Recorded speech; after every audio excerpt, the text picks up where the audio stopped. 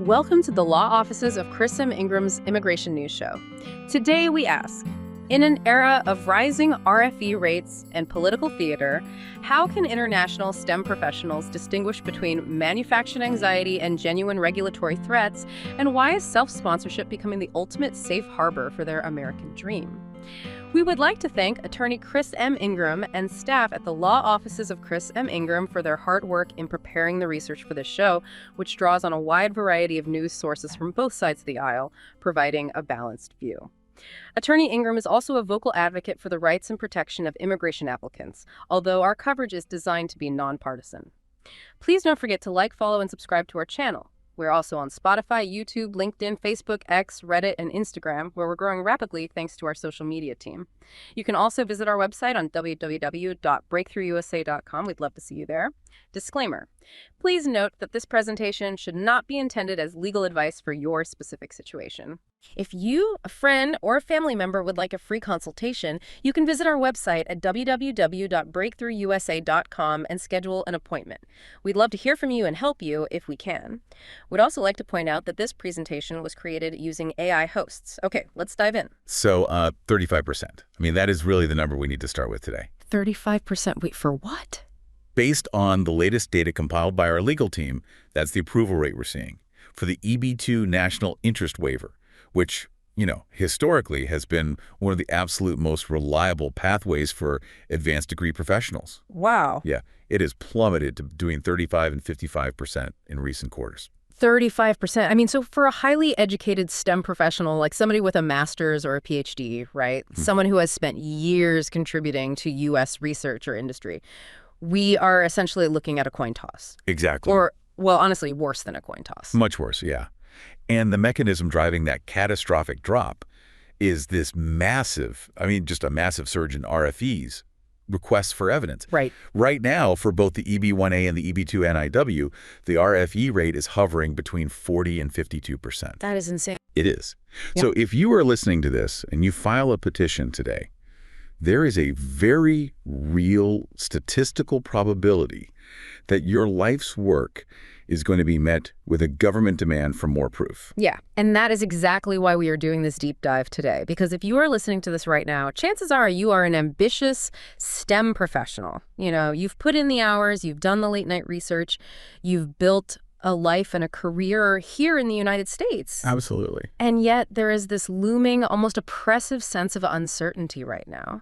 So the core mission of our deep dive today is to help you navigate through that very specific 2026 regulatory minefield. Right, we're breaking it all down. Yeah, we're going to break down the 4 most pressing threats in the current U.S. immigration landscape. Because our attorney's research makes one thing abundantly clear, which is waiting around and relying on the old way of doing things. It's just no longer a safe strategy. You basically have to become the architect of your own safe harbor. I love that phrasing. And what's fascinating here is how the landscape has fundamentally shifted from a procedural challenge to a strategic one. How so? Well, we are moving from an era where you could just rely on standard compliance, right? Just fill out the forms, to an era where passivity is actually the greatest risk of all. Okay, let's unpack this, starting with the most immediate visible threat. We are calling it the RFE epidemic. And I really want to talk about the psychological reality of this for a second, because we so often treat immigration as just, paperwork. Oh, it is deeply psychological. Right. Imagine you walk out to your mailbox or you check your online portal and you see that notice from USCIS, an RFE. For an international professional, that moment triggers this profound, almost paralyzing shock. It is a devastating moment. And it happens regardless of the applicant's brilliance, which is the crazy part. Really? Even for top-tier people? Oh, absolutely. You could hold multiple patents. You could be published in top-tier journals like Nature or Science. And yet an RFE feels like a sudden invalidation of everything you've ever accomplished. Oh, man. Yeah. In fact, the legal research highlights a quote from an AI researcher that captures this perfectly. Upon receiving an RFE questioning the national importance of their work, this researcher stated that it felt like watching my entire American dream unravel in a single paragraph. Oof. That is heavy. That is years of late nights in the lab, years of sacrifice, suddenly just hanging by a thread. But wait, let me push back on this a little bit. Sure. Is an RFE an actual denial? Or is it just the government saying, hey, we need a little more context? Because it feels like applicants treat it as a literal death sentence. That is a crucial distinction. Legally, an RFE is not a denial. Okay. It's a procedural tool. It basically means the adjudicating officer at USCIS has reviewed your initial petition and determined that you haven't yet met the legal burden of proof. Right. Which, in these cases, is the preponderance of the evidence standards. Yeah. So basically, they're saying, I am not convinced yet. The real problem, though, is the timeline. The clock. Exactly. When that letter is generated, an 87-day clock starts ticking. You have exactly 87 days to compile a response that will literally determine your future in the U.S. So the anxiety isn't just about the rejection, it's the ticking clock, that pressure. Yes, and the crushing anxiety of that 87-day window, that's what often leads to terrible strategic decisions. It leads to sleepless nights and inability to focus on your actual STEM work, and most dangerously, it leads to the kitchen sink instinct. Yes. The kitchen sink. Let me tell you exactly what my brain would do if I got that letter. Go for it. If USCIS sends me an RFE saying I haven't proven my extraordinary ability or my national importance, my natural human instinct as a researcher is to just drown them in data. Yep, the classic response. I mean, I am going to take every single certificate I've ever earned, every draft of every publication, every piece of code I've written, every letter of recommendation I can beg my colleagues to write. I'm going to put it all in a massive box and mail it to them. If they want evidence, I'll give them a mountain of it. Why is that a bad idea? I mean, if I have the data, shouldn't I show my work? It is the most logical instinct for a scientist, honestly. You are trained to provide comprehensive data. Yeah. But in the realm of immigration law, and specifically according to the meticulous research from attorney Chris Ingram, the kitchen sink approach is absolutely fatal. Fatal? Yes. Submitting a massive volume of uncurated evidence will almost certainly destroy your case. But why? How does more evidence hurt me? Are you saying USCIS will penalize me for being thorough? They won't penalize you for being thorough. They will penalize you for being unfocused. Yeah. We really have to understand the mechanics of how an adjudicator works. Okay, walk me through that. An immigration officer has a very limited amount of time to review your file. They are not subject matter experts in, say, advanced semiconductor packaging or machine learning algorithms. Right, they're just government workers reading files. Exactly. So when you dump a mountain of technical documents on them, you're asking them to act as an expert curator. You're asking them to sift through hundreds of pages of dense jargon to find the specific legal arguments that satisfy the EB2 NIW criteria, which is currently governed by what we call the Unassailable framework. The Unassailable framework. Remind us what that actually means on the ground. Sure. It's the three-pronged legal test established by a precedent decision. To win an NIW, you must prove: 1, your proposed endeavor has substantial merit and national importance. 2, you are well positioned to advance that endeavor. And 3, on balance, it would be beneficial to the United States to waive the standard job offer and labor certification requirements. Okay, so if I just throw all my papers at them, I'm making them figure out which paper applies to prong 1 and which applies to prong 2. Exactly. And they won't do it. They don't have the time. Wow. But it's actually worse than that. By using the kitchen sink approach, you inevitably include weaker pieces of evidence. Let's use an analogy. Let's hear it. In engineering, you deal with the signal-to-noise ratio. The pure signal is the core strength of your case, say, a patent that has been licensed by a major tech firm. Which is huge. Right, that is a massive signal for prong 2, showing you are well-positioned. But if you surround that patent with, like, 20 letters of recommendation from junior colleagues who just say, you're a nice person, or certificates from weekend coding boot camps, you are adding noise. The noise actively dilutes the signal. That makes perfect sense. It's like presenting a Michelin star dish, but then pouring a gallon of cheap ketchup all over it just to make the plate look more full. You've completely ruined the actual value of the meal. A very visceral analogy, but highly accurate. Our attorney's research details a specific case that illustrates this perfectly, actually. Oh, really? Yeah, a client came to the law offices of Chris M. Ingram after receiving a brutal RFE questioning the national importance of his work. His previous legal team had used your exact strategy, the kitchen sink. To ketchup. Exactly. They submitted a massive, heavy volume of documents, thinking a thick file equaled a strong case. And it just buried the lead. It buried the lead completely. The adjudicator just couldn't find the actual impact of the client's work amid all the clutter.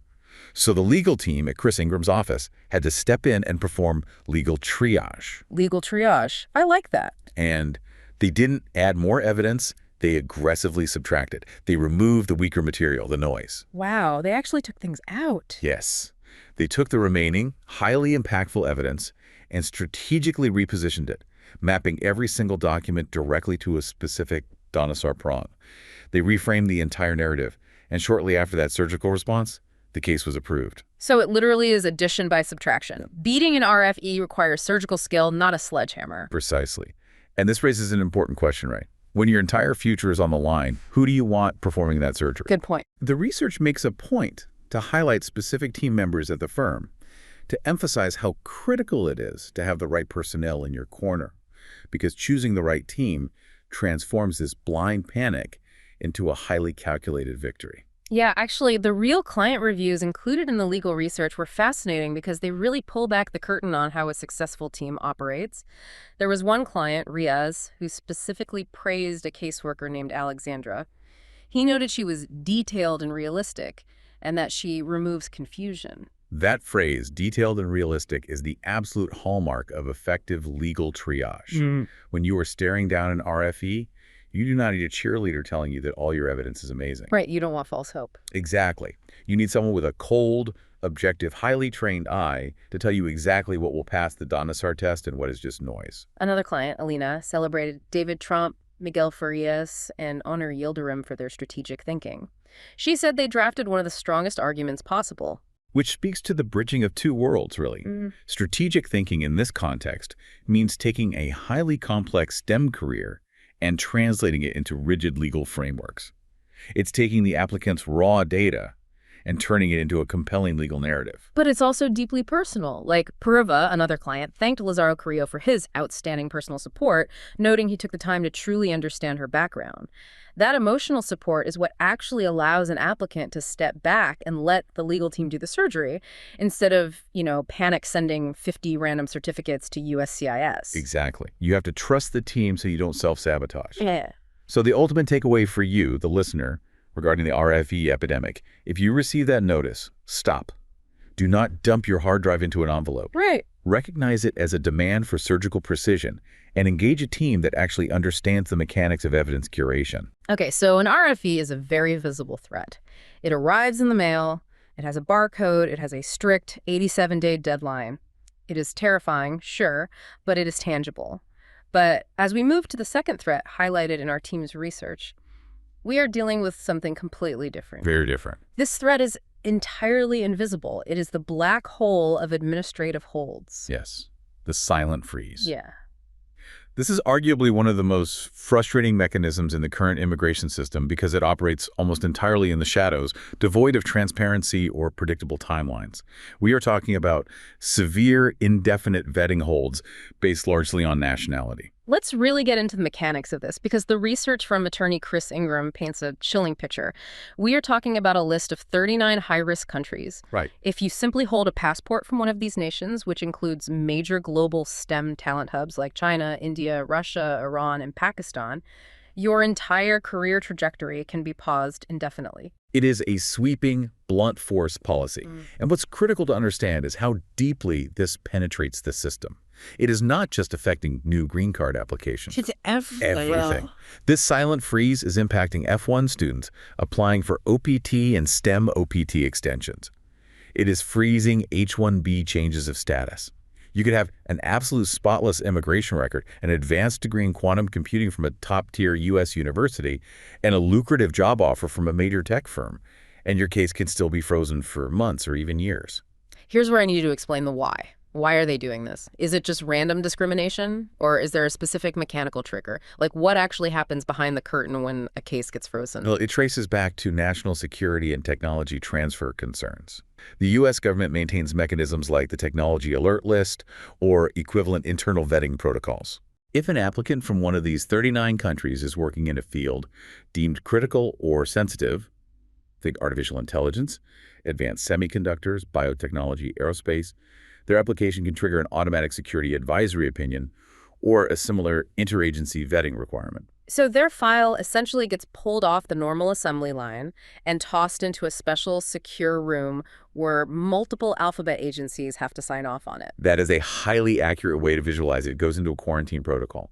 The problem is that there is no statutory timeline for this interagency review. So they can take as long as they want. Exactly. USCIS cannot approve the case until the outside agency clears it, and the outside agency is under no obligation to hurry, hence the black hole. The human impact of this is just staggering. Our attorneys included a story in the research about a talented semiconductor engineer that perfectly illustrates this nightmare. Oh, that case was heartbreaking. Yeah. This engineer was on his STEM OPT. He did everything flawlessly. He filed his extension on time, and his application just vanished into this bureaucratic void for over 7 months. 7 months in the semiconductor industry is an eternity. Right. Technology doesn't pause.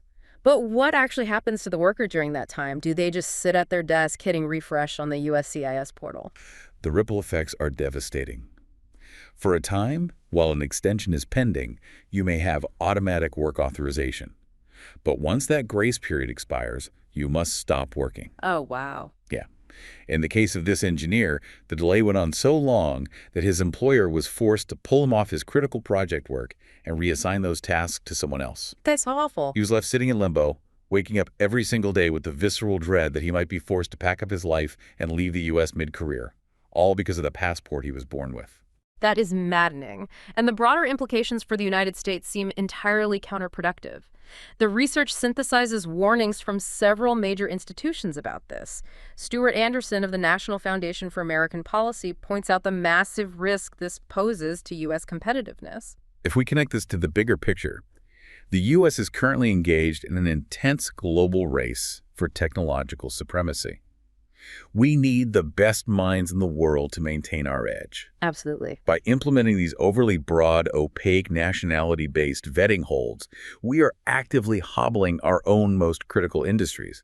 We are sidelining the exact talent we claim to desperately need. Yeah, the American Immigration Lawyers Association, AALA, is cited as raising massive concerns over the sheer lack of transparency. People can't plan their lives if they don't know if a hold will last 3 weeks or 3 years. And the Brookings Institution noted the chilling effect this has on the pipeline itself.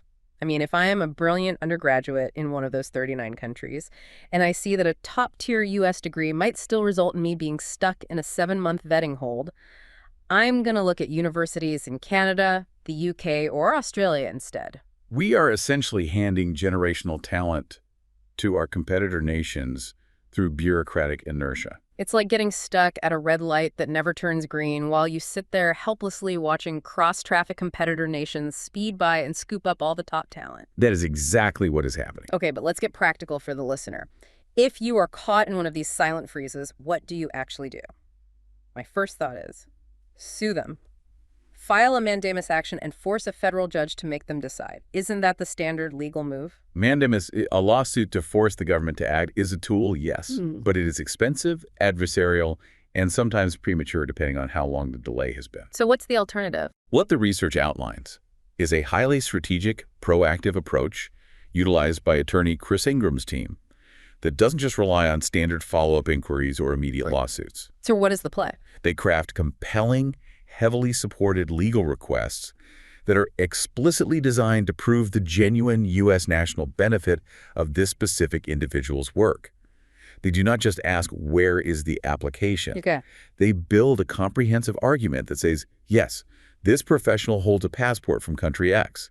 However, the specific work they are doing in quantum encryption is so vital to U.S. national security and economic interests that keeping them in a vetting hold is actively harming the United States. That is brilliant. They are flipping the script. They are changing the narrative from this person is a potential security risk who needs to be vetted to this person is a critical national asset and the delay itself is the threat to national security. It is entirely about leverage and shifting the burden of urgency. By aggressively documenting the national interest at stake, they force a case-by-case resolution, breaking through the inertia of the blanket hold. So if you are stuck in that silent freeze, passive waiting is your enemy. You need a team to actively advocate for your national importance. Now, moving chronologically through a STEM professional's journey, we've talked about mid-career folks dealing with RFEs and security holds. But the legal research points out a massive foundational threat to the pipeline itself, the F1 students, the recent graduates. Yes. While established professionals fight individual battles, the students are facing a systemic threat to the very program that allows them to gain a foothold in the U.S. economy. We are talking about the future of OPT, the Optional Practical Training Program. So why did you choose the law offices of Chris M. Ingram as your attorney? Honestly, they made it feel like I was never on my own. Every time I had a question, someone actually answered. They cared. We never felt alone. The videos felt like we had someone with us the whole way. Every form, every question, they had a video that explained it. It made the process so easy. Our tutorials are designed to get you over the finishing line, and after watching them, you are reassured that you have completed that section correctly. At the law offices of Chris M. Ingram, our mission is to support you. Our instructional videos will guide you every step of the way. So join us.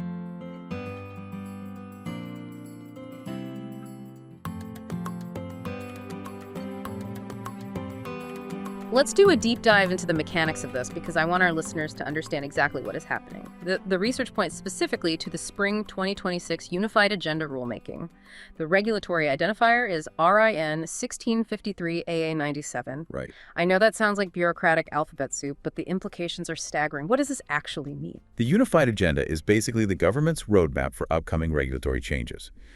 When an item like ABA 1653 AA97 appears, it means the Department of Homeland Security, DHS, is actively drafting new rules to overhaul a specific system. And in this case, it's OPT. Exactly. They are reevaluating the entire practical training framework for F1 students. Their stated focus areas are fraud prevention, worker displacement, enhanced national security screening, and tighter oversight by SEVP, the Student Exchange Visitor Program. Okay, fraud prevention always sounds reasonable in a press release. No one is pro-fraud. But when you look at the actual proposals being discussed under this agenda, they are incredibly severe. What are the specific threats to OPT? The proposals on the table are draconian. DHS is considering significantly narrowing the list of STEM degrees that actually qualify for the 24-month extension. Wow. They're looking at drastically shortening the duration of that extension or eliminating the extension altogether, reverting back to just a single year of standard OPP. Just 1 year. Yes. Plus, they are proposing much stricter, more burdensome employer verification processes, which will discourage smaller startups from hiring international graduates. And, most alarmingly, there are influential voices within the administration advocating for the outright elimination of the OPT program in its entirety. Here's where it gets really interesting. And by interesting, I mean intensely ironic. The United States possesses arguably the greatest university infrastructure on the planet. We actively, aggressively recruit the brightest minds globally. We bring them here, we train them in our state-of-the-art labs, we have them study under our Nobel laureates. Yes, we do. And then, at the exact moment they graduate, the moment they are primed and ready to actually innovate, start companies, build technologies, and pay taxes in the U.S., we are considering a policy that would instantly pull the rug out from under them and force them to leave the country. It is a profound paradox of policy. Yeah. You are taking the return on your massive educational investment and deliberately exporting it to your economic rivals. The economic fallout of such a move would be catastrophic. The research cites leading economists like Giovanni Perry, as well as university administrators and NAFSA, the Association of International Educators. Their warnings are unanimous. Crippling OPT will lead to a sharp, immediate plunge in international enrollment at U.S. universities. Well, of course, why would a brilliant student from Mumbai or Seoul pay hundreds of thousands of dollars in international tuition to a U.S. university if there is zero guarantee they can gain actual U.S. work experience afterward? They'll just go to Canada or the UK where post-graduation work pathways are much clearer. Exactly. OPT is the critical bridge. It is the runway that allows a theoretical student to transition into a practical professional. Severing that bridge means a sudden, massive loss of innovation for the U.S. tech and scientific sectors. And for the individuals currently utilizing OPT, the risk is already tangible. Our team's research notes that we are seeing increased site visits and heightened compliance scrutiny right now, creating an atmosphere of constant anxiety for people whose legal work authorization could theoretically vanish through administrative fiat. So addressing you directly, the listener, if you are an F1 student right now or you're currently on your first year of standard OPT, how do you navigate this? You can't control DHS rulemaking. You can't stop a new regulation from being published. No, you cannot control the macro level policy, but you have absolute control over your micro level strategy. The legal research relies on attorney Chris Ingram's deep expertise to provide a very clear, actionable directive here. First, file your extension the very moment you are eligible. Just get it in. Do not wait to see how the political winds blow. Lock in your status under the current rules. Secure what you can while you can. But what about that heightened scrutiny you mentioned? That is the second piece of the strategy. You must build an impeccable compliance shield. SEVIS, the Student and Exchange Visitor Information System, is unforgiving. Every single address change, every employment update, every training plan must be documented perfectly and submitted on time. Right. Don't give them a reason to deny you. Exactly. You have to make yourself completely unassailable from a compliance standpoint so that a random audit or site visit finds zero leverage against you. And what's the long-term play? Because OPT, even the 24-month extension, eventually runs out. The final, crucial step is to start preparing self-petition strategies as backups immediately. Do not assume OPT will be there as a comfortable runway for 3 years. And do not assume your employer will easily transition you to an H-1B. You must start building your backup parachute the day you graduate. Which is the perfect transition to the fourth threat outlined in our research. We've talked about DHS rulemaking, which is a genuine administrative regulatory threat that happens inside federal agencies.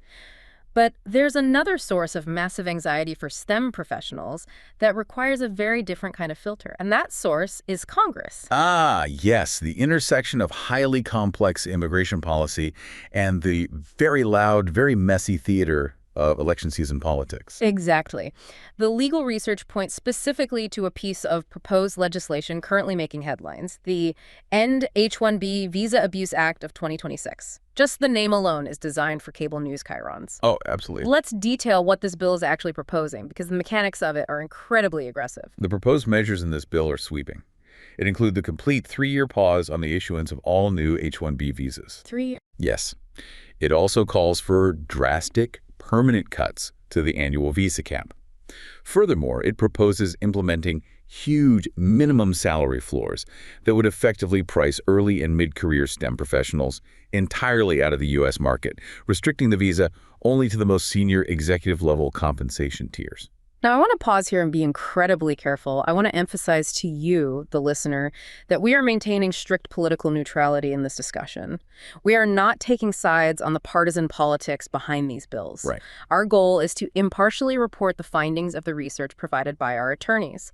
And what their analysis explicitly states is that bills like this one are best characterized as election season theater. They are introduced by politicians seeking to signal a tough stance to their base. And crucially, they have almost zero realistic chance of actually passing both chambers of Congress and becoming law in their current form. That is the vital distinction every professional must understand.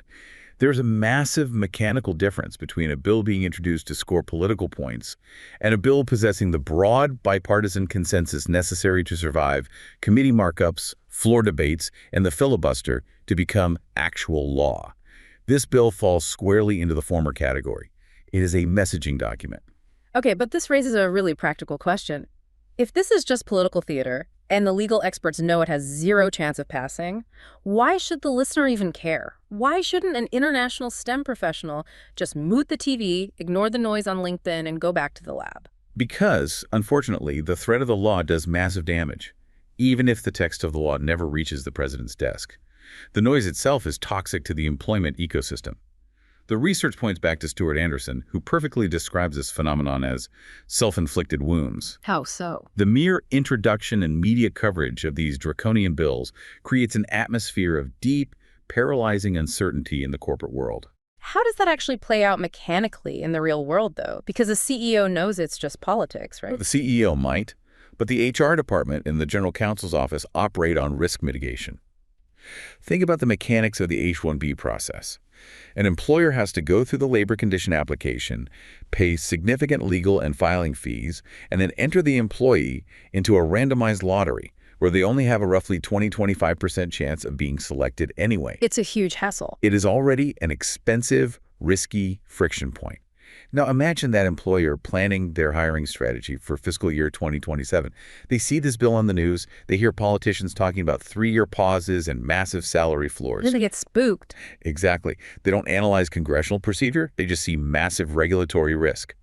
So they hesitate. They decide it is safer to scale back their international hiring, or they decide not to sponsor as many current OP2 workers this year because they are afraid the system might break or costs might quadruple. Wow. So the politician gets their soundbite, but the real-world consequence is that a U.S. employer decides not to hire a brilliant engineer because the risk profile looks too messy, the paralysis is the actual point of the theater. Precisely. Major tech leaders continually warn that this kind of rhetoric stifles innovation because it makes employers risk-averse. The real danger isn't that the bill will pass. It is the paralysis it induces in employers who pull back on sponsorships and in applicants who become so distracted by anxiety they lose focus on their careers. So how do you navigate that noise? If the threat isn't the law itself, but rather your employer's reaction to the law, what is the strategic solution for the listener? The research advises a two-pronged approach. First, if you are currently reliant on employer sponsorship, you need to proactively position yourself for the highest wage roles possible within your organization. Okay, because of the salary floor threat. Exactly. The higher your salary tier, the more insulated you are against the rhetoric of cheap foreign labor that drives these bills, making your employer more comfortable defending your sponsorship. But more importantly, the primary advice is to aggressively accelerate your contingency plans. You must reduce your reliance on the highly politicized, highly randomized H-1B lottery system entirely. Get out of the lottery game. Yes. You need a path that doesn't depend on what a politician says on cable news or how a risk-averse HR department reacts to it. Which brings us perfectly to the underlying theme of this entire deep dive and the climax of our team's research. Think about what we've covered today. Relying on an overworked USCIS officer to perfectly understand your science without an RFE. Risky, very risky. Relying on your passport not triggering an invisible 39-country vetting hold. Out of your control. Relying on DHS not to rewrite the rules on OPT while you're using it. Out of your control. Relying on Congress to be rational and employers not to get spooked by political theater. Highly risky. When you lay the mechanics out like that, the pattern is unmistakable. Reliance on external forces, whether that's an employer's HR department or randomized lottery, a shifting political climate, or broad nationality-based policies, is currently a recipe for profound vulnerability. The logical next step, the only rational response to all of this, is taking the power back, taking control.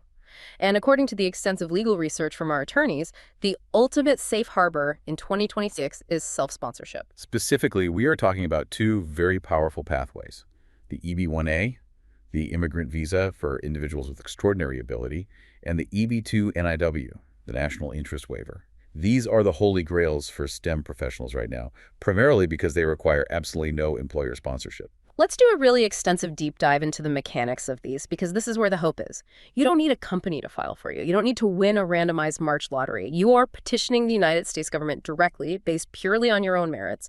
But beyond just skipping the employer, what is the actual legal superpower of these visas? The superpower is bypassing the PERM labor certification process. Okay, stop right there. Explain PERM to us, because that term gets thrown around a lot, but I want to understand exactly why skipping it is so vital. PERM is the standard process for most employment-based green cards. Before an employer can sponsor you, they must prove to the Department of Labor that there are no qualified, willing, and available U.S. workers for your specific job. Okay, seems straightforward enough. Well, mechanically, this requires the employer to obtain a prevailing wage determination, which currently takes months. Then they must conduct a highly regulated mandatory recruitment period, running newspaper ads, posting on job boards, and reviewing every single resume that comes in. Oh, wow. And here's the kicker. If even one U.S. worker meets the minimum qualifications, the entire green card process stops dead.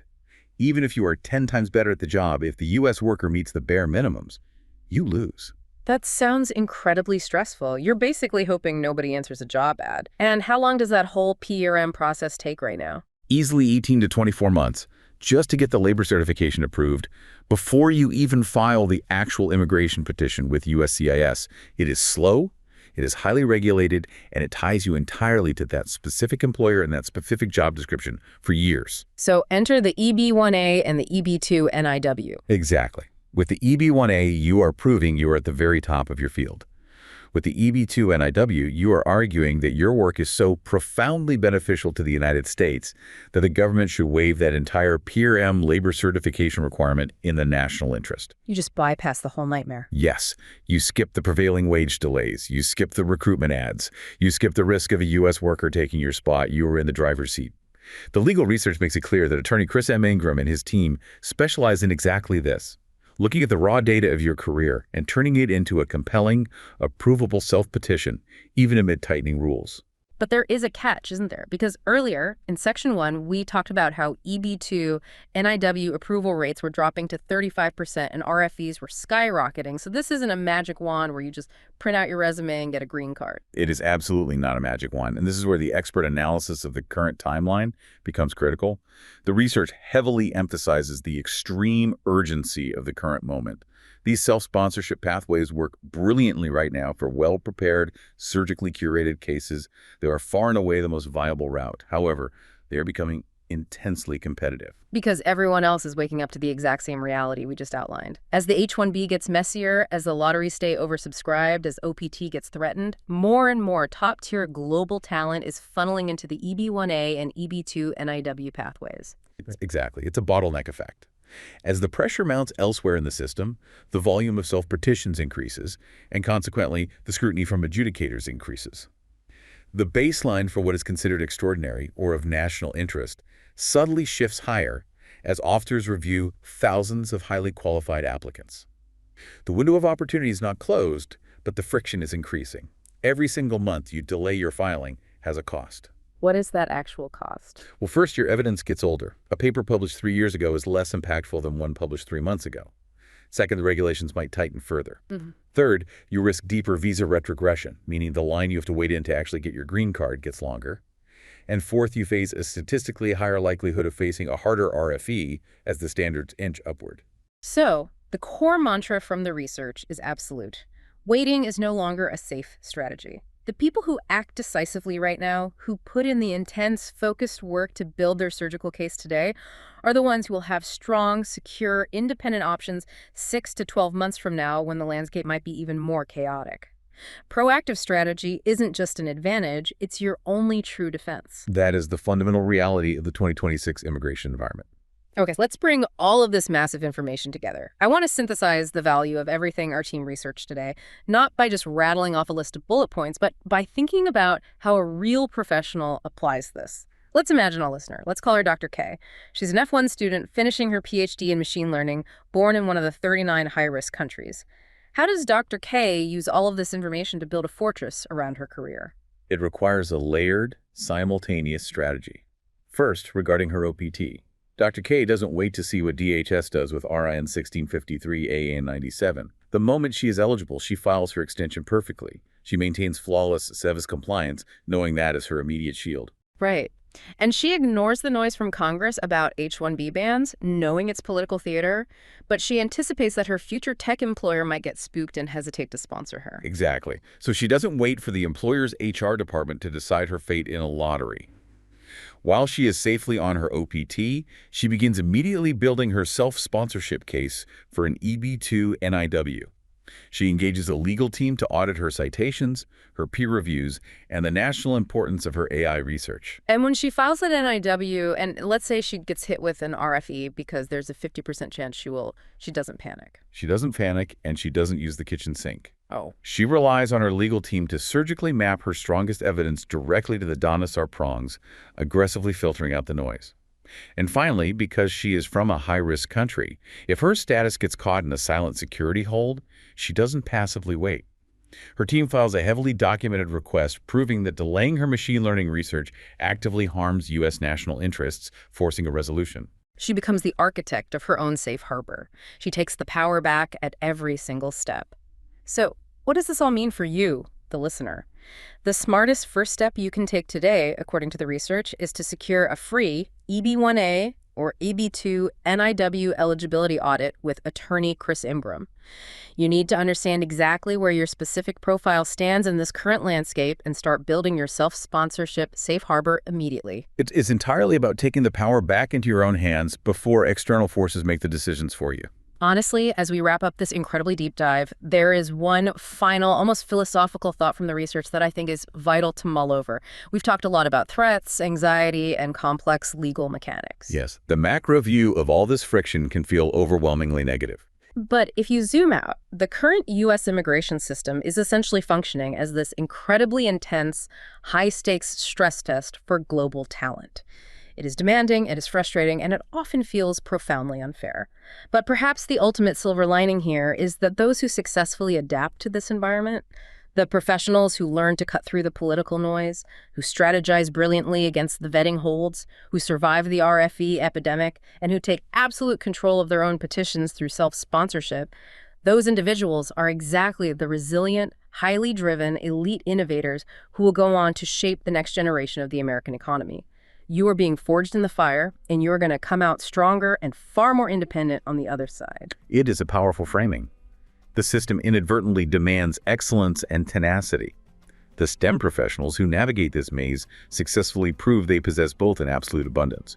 Thank you so much for being with us today. We hope you gained a lot from this discussion. Please leave us a comment if you can. Additionally, you can support our channel by sharing it with your friends and family, helping us build this community together. Also follow us on Spotify, YouTube, LinkedIn, Facebook, X, and Instagram, where we're growing rapidly thanks to our social media team. We would also like to thank attorney Chris Ingram and his dedicated team once again for researching and preparing this material for our presentation. See you next time on Let's Talk U.S. Immigration. Bye for now.